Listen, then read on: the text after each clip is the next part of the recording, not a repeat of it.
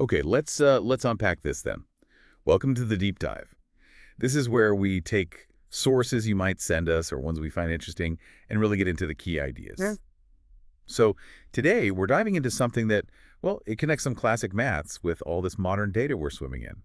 Right. Specifically using integration to make sense of real-world sensor readings. Yeah, we've been looking through material that explores exactly that, applying integration, particularly with sensor data like, say, soil moisture levels. And what's really interesting, I think, is taking this mathematical tool integration, which, many people learn as finding the area under a curve, that idea of summing up change, Right. and seeing how it gives us insights that you just don't get from looking at individual data points alone.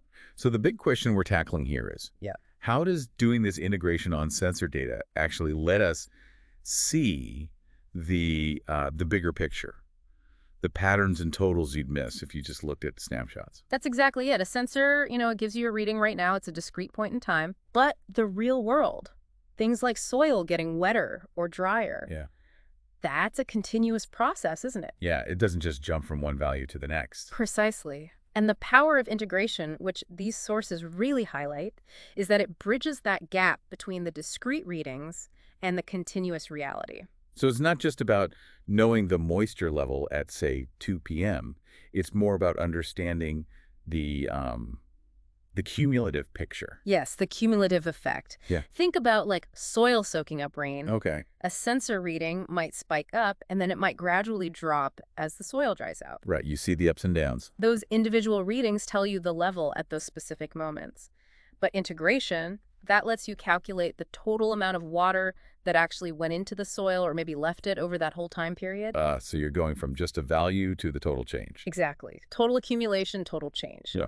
Now, applying calculus integration directly to separate sensor readings, well, that often means using numerical methods. Okay, like approximations. Yeah. Yeah, essentially doing that summing process, adding up the influence of each reading over its time slice to get a really good estimate of the continuous change. So it's a bit like finding the area under the curve, Yeah. but you're adapting it because you only have these distinct points from the sensor. That's a great way to put it. And that lets you quantify something more complex, like the rate the soil lost moisture over a whole week, not just what the level was each day. Precisely. And quantifying that rate, and especially its cumulative effect, that's where the real insight often comes from. I see. The sources show how integrating the soil data over hours or days, it lets you spot trends you just wouldn't see otherwise. Like what kind of trends? Well, you can see the overall drying pattern much more clearly. Hmm. You could maybe predict when the soil might hit a critical low based on that That? cumulative loss rate, Ah, okay. Projections?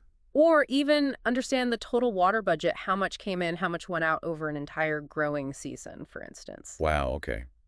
That's where it gets really powerful then. It takes that calculus concept. Which is fundamental for continuous systems. Yeah. And makes it properly practical for understanding the world around us, which, let's face it, we often only measure with these separate data points. It helps people make better decisions, researchers, farmers, maybe even climate scientists, because they get a fuller picture of the dynamics, not just, isolated numbers. So, okay, pulling this together for you listening, Hmm. this deep dive really hammers home that integration isn't just some abstract math thing. Not at all. It's a crucial tool. It lets you move beyond those single snapshots to see the bigger, longer-term patterns hidden in data from the real world. Soil moisture is just one example. It really shows the practical muscle behind these mathematical ideas. Yeah. And think about it, this idea goes way beyond just soil, doesn't it? Oh, absolutely. Think about all the data streams we collect constantly. Energy use in a building, Uh-huh. output from a factory, maybe even personal health data from wearables. Right, so here's something to think about. Where else could looking at things this way, analyzing the cumulative effects with tools like integration, unlock some surprising insights about the long-term behavior of all sorts of systems we interact with every day? Hmm. Something to definitely mull over as you encounter data in your own world.